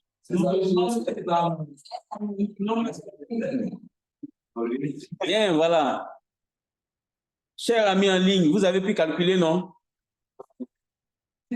Bien. On a eu combien de vues? Hein? On a eu 7 lignes à moyenner. Donc, ça fait nombre de vues égal à 7. Maintenant, on va aller dans notre logiciel. On va taper quoi? C'est combien de lignes on doit associer? 7 lignes. Pour avoir une colonne. C'est ça, non? Ouh, ils sont perdus, ils sont perdus. Pour que ce soit carré, on fait quoi?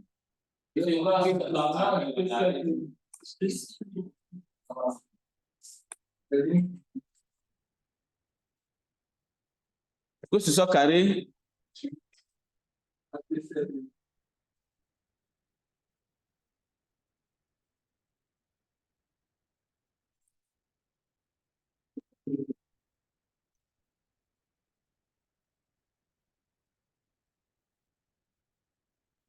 les azimutales, les azimuts, ce sont les lignes. Donc, on doit associer combien de lignes pour avoir une seule colonne? Hein? Colonne, là, c'est la taille là, c'est R de sol. Non, on doit associer combien de lignes? 7 lignes, non? Voilà, c'est ce que ça veut dire. On doit associer 7 lignes. D'accord? Donc, dans row, on tape 7, dans colonne, on tape 1. C'est compris? Ils sont perdus. Bien, donc maintenant, on nous demande de faire quoi? D'extraire nos paramètres, non? Donc, on vient maintenant dans Import, Extract, Parser Image. C'est compris? Nos camarades en ligne, vous avez pu calculer? Nos camarades en ligne, vous avez pu calculer? Oui, on a pu calculer. Merci.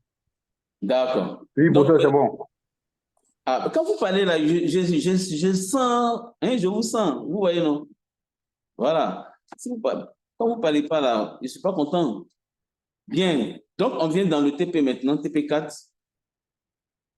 Extraction des données polarimétriques. Alors, on vient dans Import, Extract, Image. Import, Extract, Image. Import, Extract. Import, Extract maintenant. Voilà. Alors, qu'est-ce qu'on veut faire?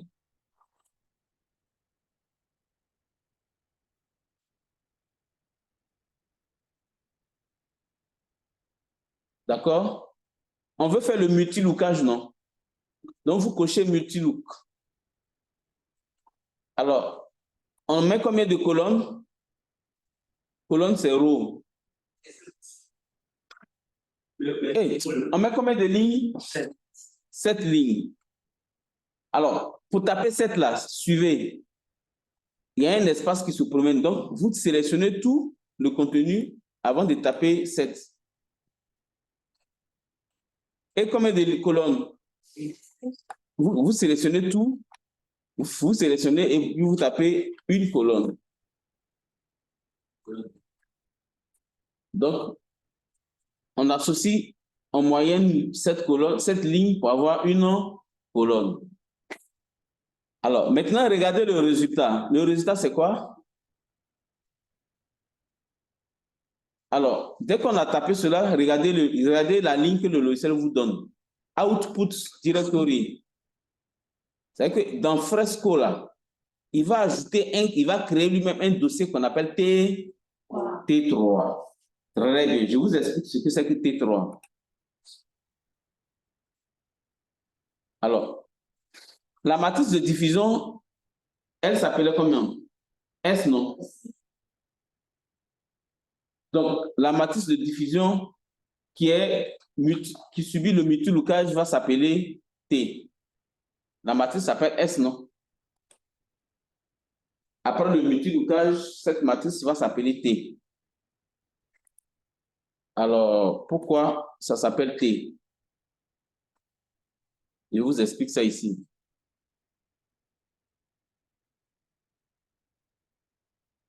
Bien. Suivez. Alors, l'image en mode, la matrice de diffusion s'appelle S. Alors, lorsque vous avez une image, une matrice, comment on appelle, une image en mode multiple, full polarization, c'est-à-dire qu'une image en mode pleinement polarimétrique, la conversion là, on convertit S, la conversion multilook là, la matrice qu'on obtient de S là, elle s'appelle une matrice de cohérence. Donc, elle s'appelle une matrice de cohérence. Là, voilà, la cohérence est notée T, grand T. C'est compris? Alors, pourquoi? Parce qu'on a utilisé une image pleinement polarimétrique. Mais si on utilisait une image double polarisation, la conversion, là, cette matrice allait s'appeler la matrice de covariance. Et elle se note C. Si on utilisait une image double polarisation, la conversion de la matrice de diffusion en matrice de...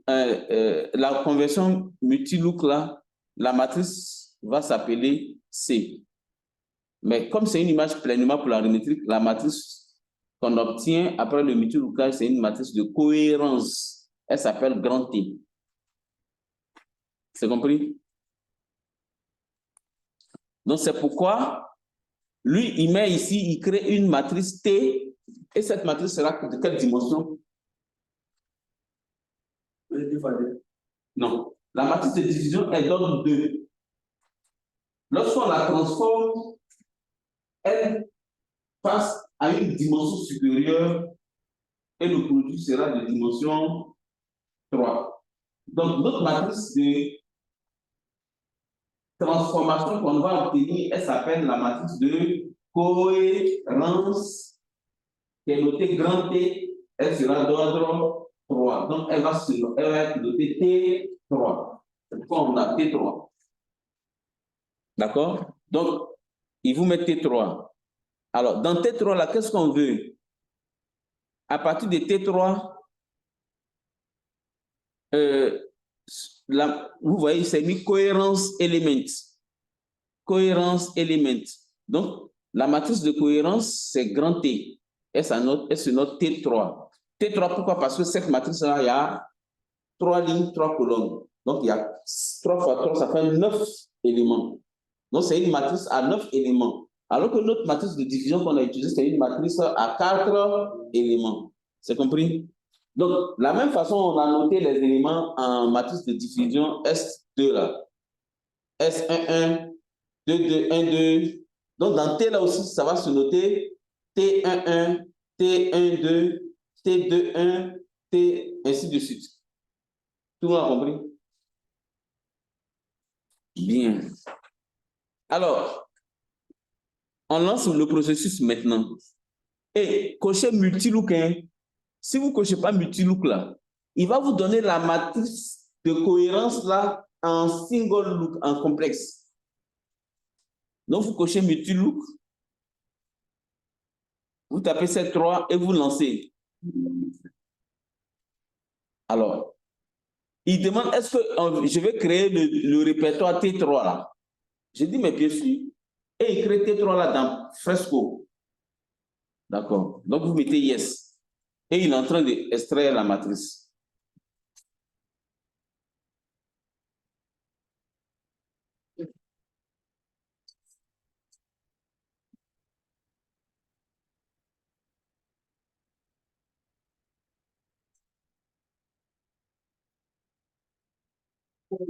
Cette partie, le cours de polarité, on le fait en même temps. Là, on est là, vous avez bien.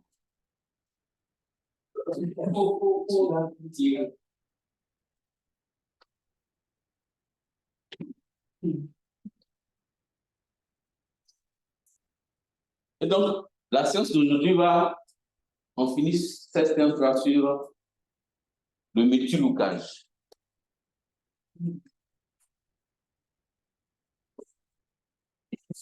Alors, automatiquement, quand il va finir, il va basculer le résultat dans Jim. Voilà, il va basculer le résultat dans Jim.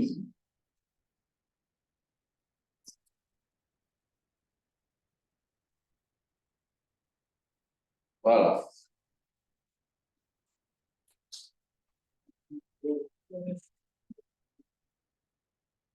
Alors, automatiquement, dès qu'il finit, il bascule le résultat dans Jim.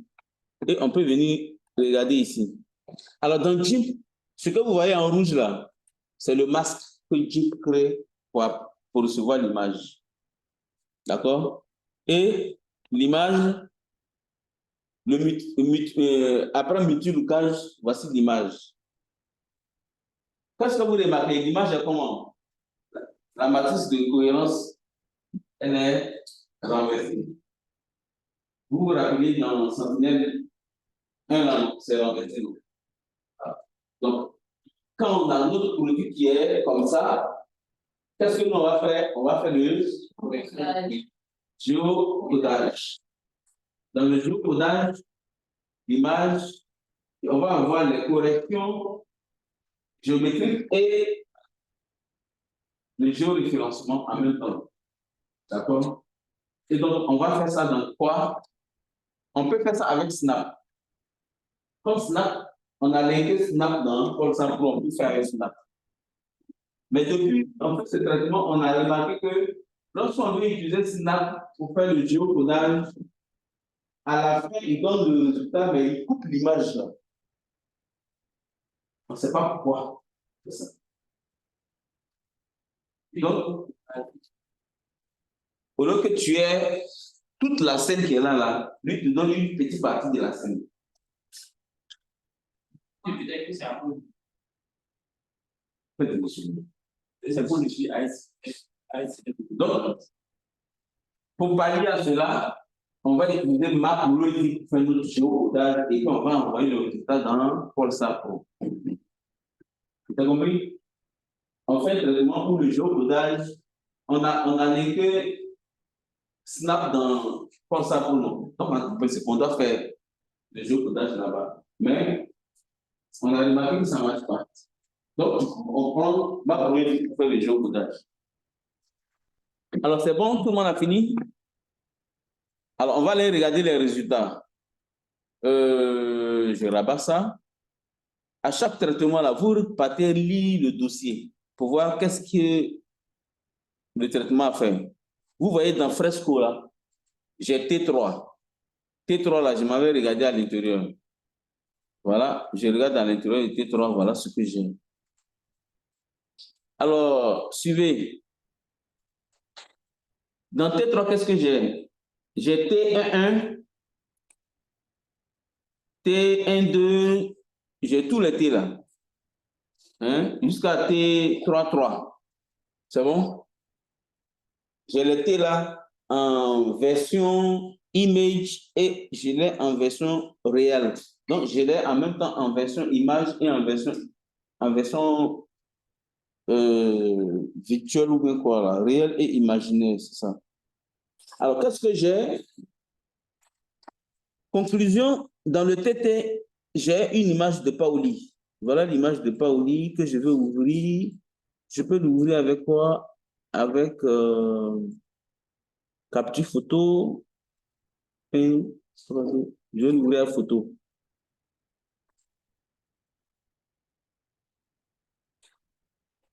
Alors, c'est l'image de Paoli.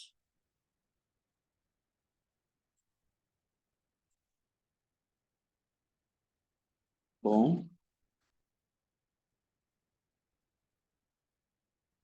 Nous, on l'a ouvert avec Jimpin. D'accord? Alors, on s'arrête là. La prochaine fois qu'on va venir, on va prendre notre matrice T3 là. On va aller faire le géocodage. Il va être géoréférencé. Maintenant, on va l'utiliser tout à l'heure. C'est bon? Question? Monsieur, Oui? quand ça a arrêté là, comment est-ce qu'on enregistre notre travail? Ou bien il est enregistré d'office? Bon, ici, ça n'enregistre pas sous forme de projet. Quand on va revenir là, pour fermer la machine, on va fermer. Quand on va revenir, on va toujours déclarer l'environnement. Quand on va déclarer l'environnement, regardez en haut à gauche, c'est écrit quoi? T3, non? Oui, monsieur. Et puis c'est écrit S, non? Oui, monsieur. Ça veut dire qu'on a le logiciel lit les données S et les données T. Donc, ce qu'on va faire, c'est de déclarer l'environnement. Dès qu'on déclare l'environnement, il va se positionner sur T3 et on continue. D'accord, monsieur.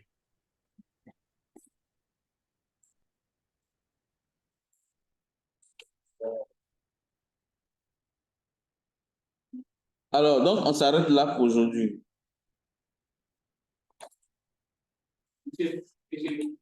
Oui? L'image obtenue en deux, envoyer l'image de Pour l'instant, non.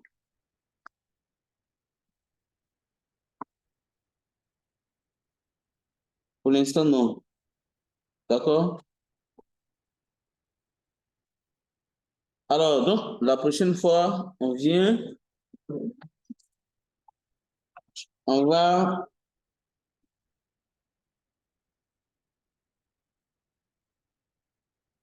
va calculer, voilà. Vous voyez, on voulait faire le géocodage sur Envie, sur Snap. Donc, on peut venir dans Snap et puis faire le géocodage de la matrice T3. Mais si on veut le faire, le message d'erreur apparaît. Hein? Donc, ce qui fait que, comme alternative, on va faire le géocodage dans...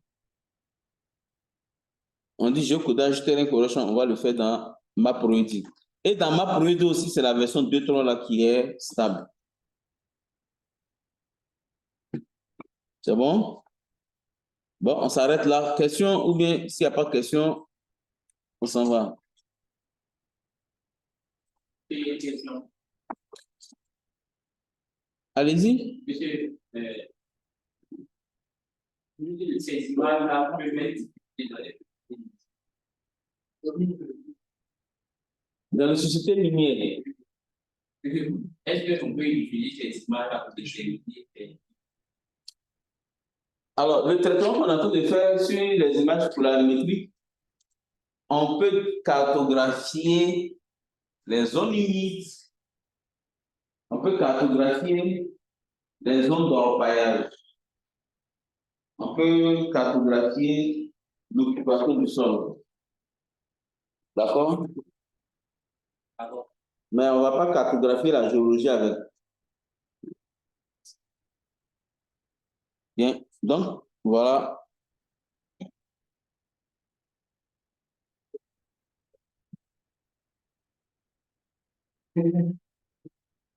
Bien, chers amis, on se dit au revoir ici et on revient la prochaine fois. Merci, bonne journée. OK. Merci, bonsoir.